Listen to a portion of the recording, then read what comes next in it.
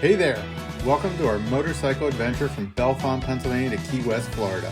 I'm Mark, and you'll join me and my good buddy Rob on an epic adventure through the Outer Banks, the southern United States, and ending at the southernmost point in the continental United States. And we can't wait to take you along for the ride. Join us for some amazing sights, cool stops, restaurant and bar reviews, and lots of fun on the road. Let's go!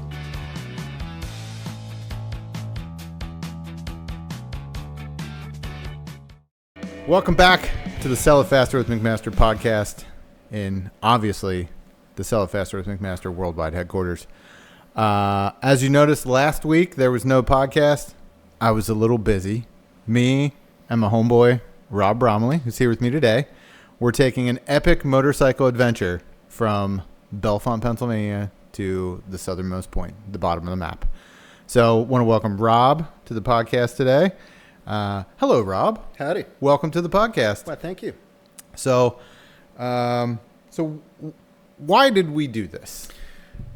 Well, I wanted to start going on adventures while I'm still able-bodied. That's a good way to put it. You know what I mean? I always hear these old guys talking about how the first thing they say is, well, I wish I would have done that when I was younger. And I could definitely understand that, having now completed our epic adventure. If I were in less stellar shape, not that I'm in the most stellar shape, but if I were not in the shape that I'm in now, and I was 10 years older, there's no way we could have done the pace that we did. Yeah, not in that time frame. Like, not saying that we couldn't have done this adventure at all. It just would have taken twice as long. Oh, they would have been 5-hour days. Oh, yeah. It would have been 5 hours. We'd have gotten up, got moving around 9 or 10 and had our coffee and then moved and stopped for 2 hours at lunch. And then we'd ride for another 2 hours. And that's just not what we did. Yeah. And a lot of people, I tell people, everyone asks probably the same as you since we've been back. Hey, how'd it go? And you tell people, well, the first day we rode 12 hours before we rode an hour-long ferry, before we rode for another half hour. And they're like, oh, my God. Yeah. How did you do that? No, it sounds like total shit, but it's awesome. Yeah, it was. So one of the things, because I also have been getting a lot of comments like that, and one of the things I tell them is that if you are, before we started, at least for me, I specifically knew, like, all right, I was going to increase the time that I'm spending at the gym, stretching more often, making sure that my bike's set up to combat fatigue. You know what I mean? Yeah, I know what you mean. I did none of those things, Yeah, though. the least amount of fatigue was going to help. You rode around with that wind sail on your helmet for the first day. I did everything wrong. Yeah. I did everything And wrong. mind you, folks, I asked the fella, hey, are you sure you want to ride with that visor on? Yeah, I didn't. It'll be fine. It'll be fine. So my helmet, and we'll get into this more later, but my helmet, that's not even in my notes. I forgot to put that in my notes. My helmet, I bought it. It's a Climb Krios, nice helmet. Rob has a very similar one. His is actually better. But it came with like an off-road visor on the top, like a sun visor, not the wind visor and the face shield. But I thought, I've been out of the motorcycle game for better part of a decade. This is just what you do now. It's I'm an adventure touring guy. Dad. Like this is just what you do. That thing beat the crap out of me the entire first day. I had the worst migraine by the time we stopped in Hatteras, and then even just when we got to Ocracoke, I could not wait to get that helmet off, get some ibuprofen in me, and just like, oh God, I hope this is not what happens the rest of the day. I think a lot of people who are, even if they ride a motorcycle, but they're not like really into it and put on like a lot of hours. Yeah. There's a thing called buffeting. Oh yeah. And people don't realize, like, if you get buffeting either off of your bike's windscreen or from the aerodynamics of your helmet, you're fucked. Yeah. Well, and I started looking at like different windscreens for my bike, and the one that's a taller like touring one, that guy's even like, you get a ton of wind noise. I'm like, I'm not doing that. It's so. No, taller's not always better. Right. It might be for me because I'm short. Yeah, maybe. So let's back up. So we started Monday morning, Monday the 12th. Is that the day it was? 12th, I think. Yeah. Sounds about right. Yep. Was it the 12th or the 15th? It was the 15th. It was tax day. I remember. The 15th, it was the 15th. Monday the 15th, we met up down at the Gamble Mill parking lot in Bellefonte. It rained like hell the night before. Yep. And I was like, oh man, I hope it stops raining. I don't want to get any rain. Of course, we've been checking the weather like crazy after that. So kind of the middle point for us, and as you know, living so far apart, like 10 miles total. So we meet 5 miles apart. And then left out of there 6 o'clock in the morning, like clockwork. And it wasn't bad. It was a little chilly. The mist and fog and stuff was a little sketchy for like the first 2 hours. Because it was still dark. It was still dark, 6 o'clock. Although I watched some of our GoPro videos so far, and it's kind of funny because like by the time we got to Pine Grove Mills, it was pretty light out. Yes.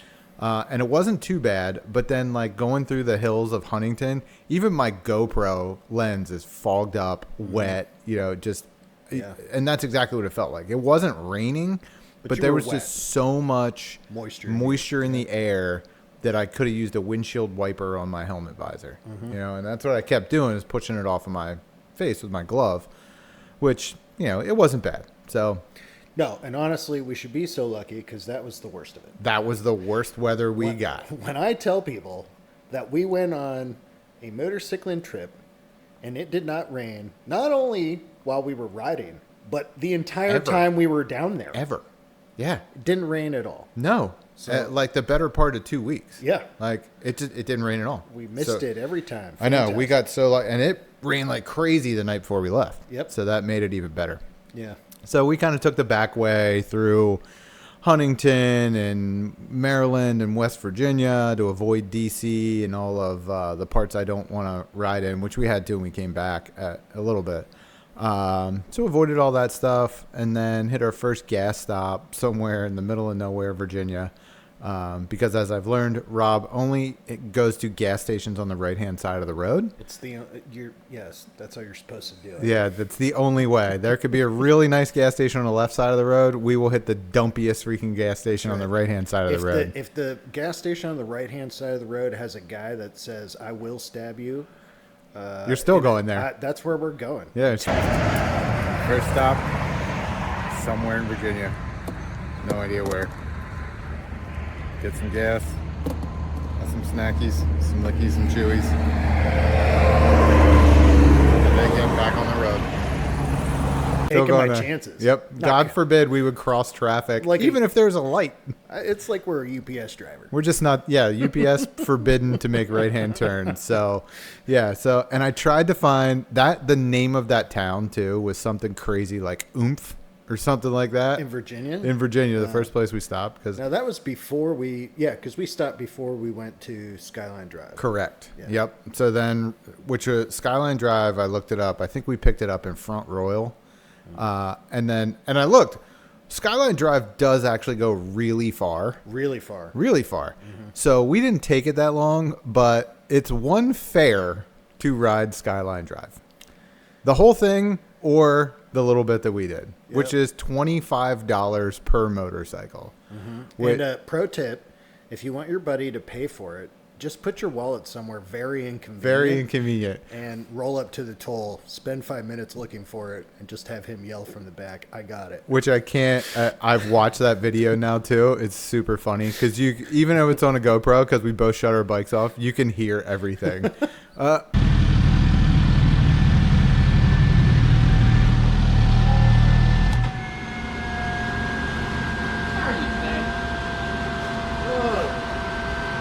Trying to get a wallet.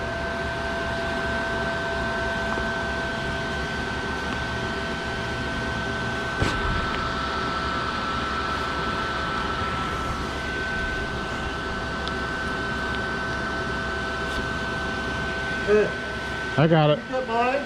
Yeah. If you got mine, my wallet's in the bag. Darcy knows his favorite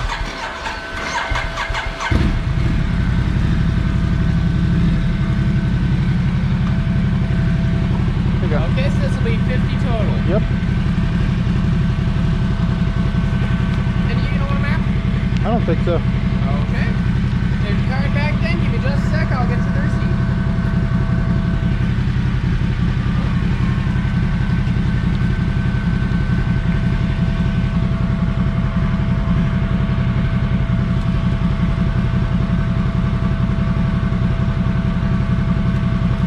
I like very us much. acknowledging the fact it's 2. What's You that? guys are good to go. Thanks.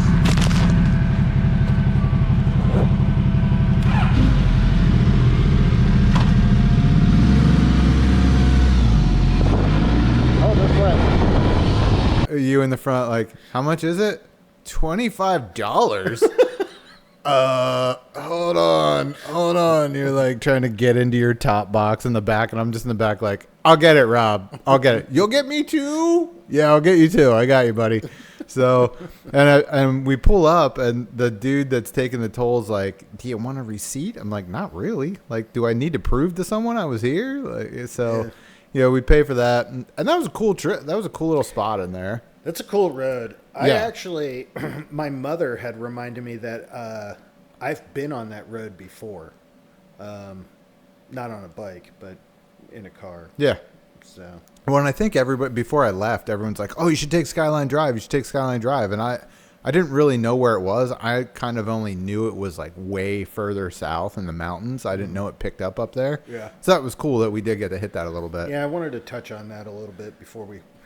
Yeah, so that was kind of cool that we did that. So then we left out of there and then kind of headed southeast there. And then we hit our second gas stop where I got my hunk of pizza that was possibly the second worst pizza on the planet.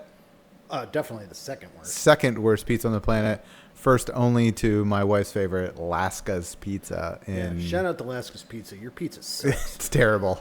It's the worst. Yeah, so I went in and waited in for this lady to help me out, and they had fried chicken and stuff. I'm like, oh, let me get some of those chicken tenders. She's like, they ain't got chicken tenders no more, hon.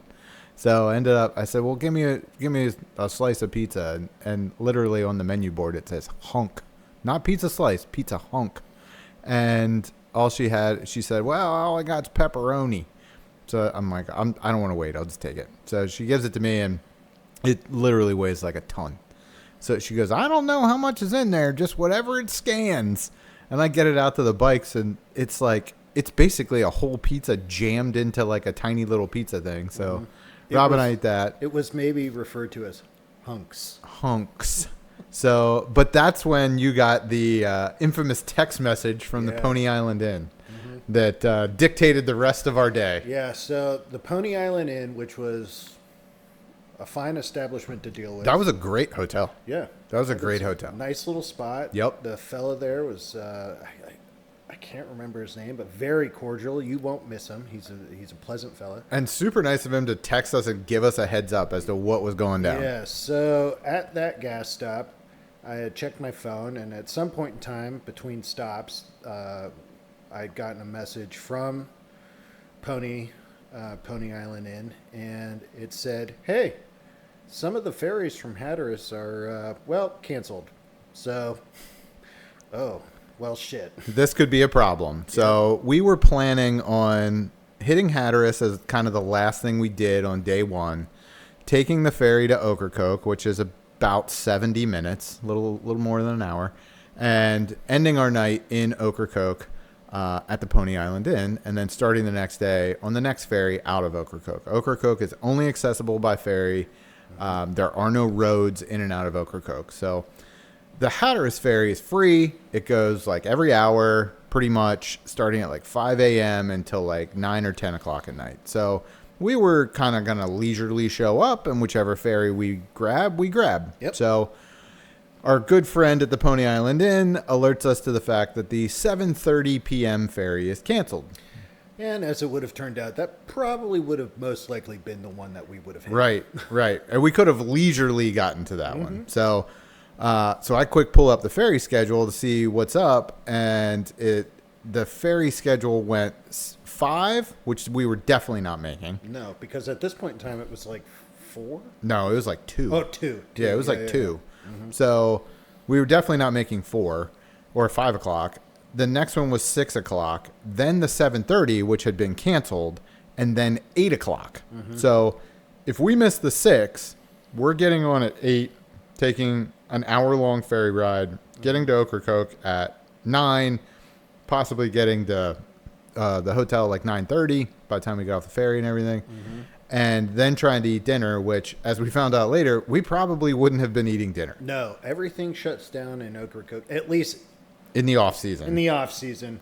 They shut down at 9. Yeah. I think everything pretty much shuts down Yeah. at 9. Right. So we from where we were at, we threw it into Google Maps, and it said, you'll be arriving at the Hatteras Ferry at 6:15. We're like, well, let's go. We got a boogie. So, And boy, did we. and boy, did we. We made up time wherever we could. We saw the Outer Banks at a very high rate of speed. Which was awesome. It was kind of neat.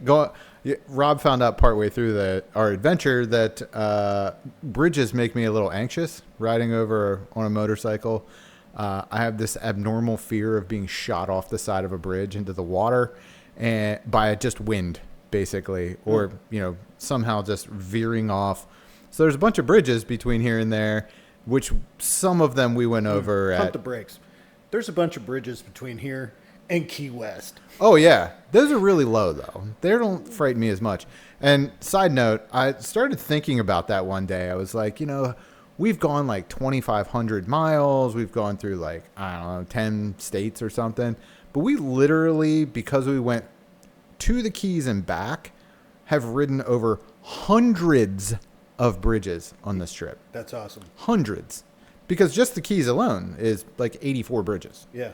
So count all the other stuff we went through between here and there and everywhere else, hundreds of bridges. I have to say, though, the bridges going from Hatteras to Ocracoke, Well, there's not from here. or from the Outer Banks to Hatteras, I should say.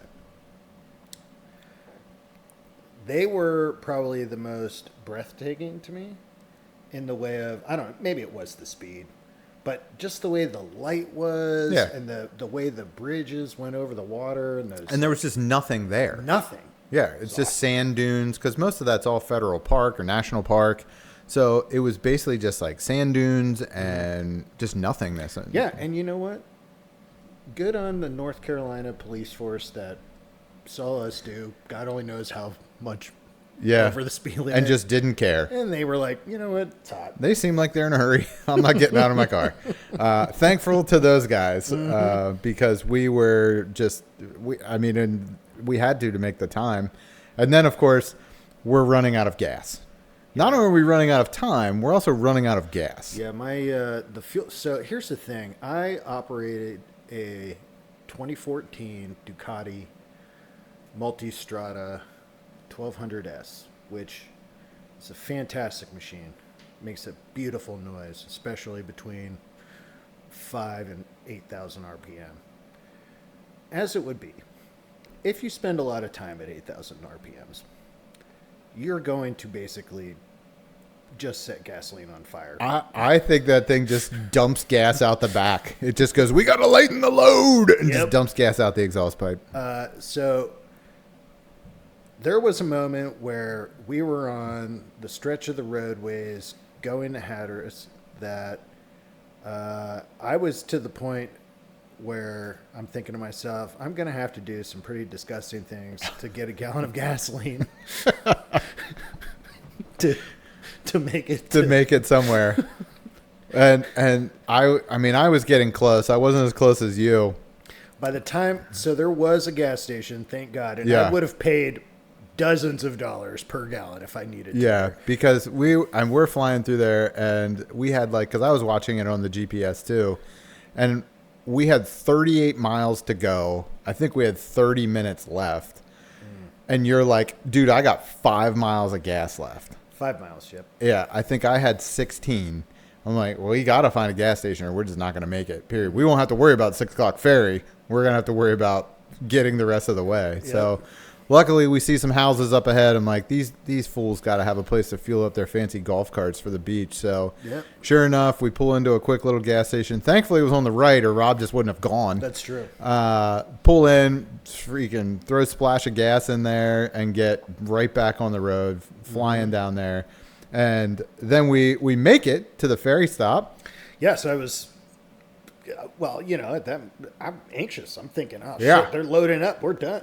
They're loading up. There's cars on the ferry. Yep. Rob rolls in there and starts yelling at the ferry people, yo, we got to get on this ferry. We got to get on this ferry. And the guy turns around and looks at him and goes, what?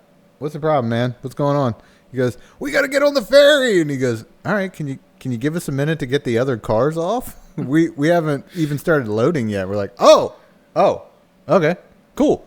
And then we just started hanging out with the dudes and chatting them up, and they were all super cool. Very chill. Really nice people. Very chill guys. And I thought it was interesting that the dude, of course, you'll notice that this happens throughout this conversation, is that our entire trip, we just randomly continued to run into people from Pennsylvania. All the time. The entire trip. Like the main dude that we conversed with, who was one of the guys loading the ferries, was he used to work up here in radio. Yeah, he knew Elliot Abrams, Yeah. the weather guy who still works at AccuWeather. It's insane. Which is crazy. So. Yeah, so we get on the ferry, we do our little ferry jaunt. Interesting fact about the Hatteras to Ocracoke Ferry is it's not a direct route because there's a crab spawning ground that you have to go around to get to Ocracoke. So we get to Ocracoke, get off the boat. It's like 7 o'clock, starting to get a little dark. I thought that stretch from the ferry into the village of Ocracoke was pretty cool because half the road is gone. Like Mother Nature took the road back. Yes. There is only one lane. They're trying to like shore it up so the ocean doesn't take it back.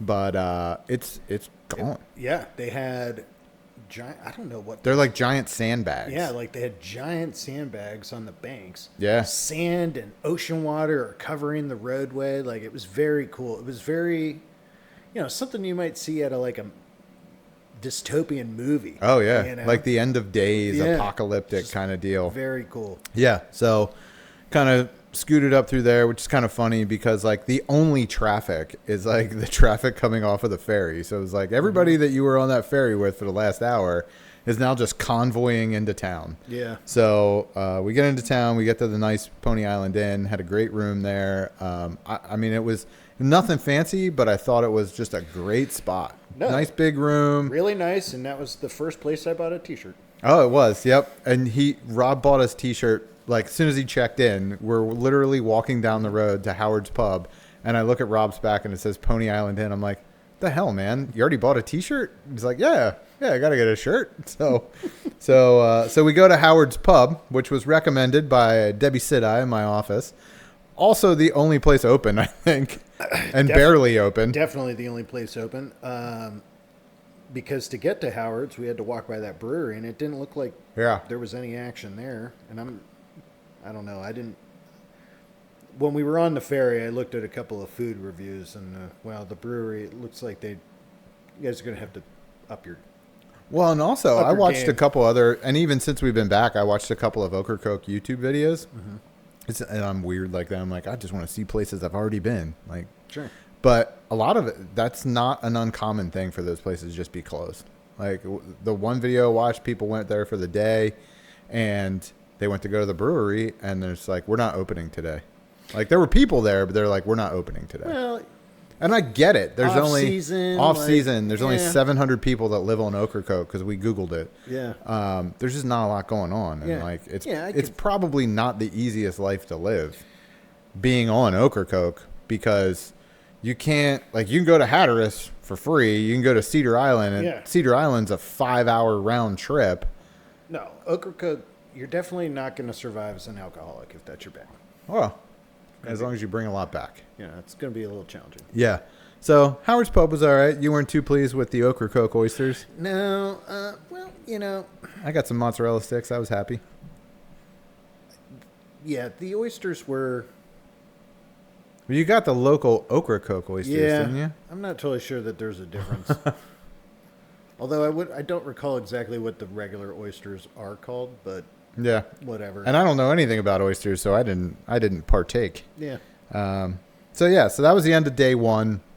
That took us, like I said, we left Bellefonte at 6 a.m. We got the 6 p.m. ferry in Hatteras, and we did not take it easy. Like, we were motoring for at least the last 4 hours.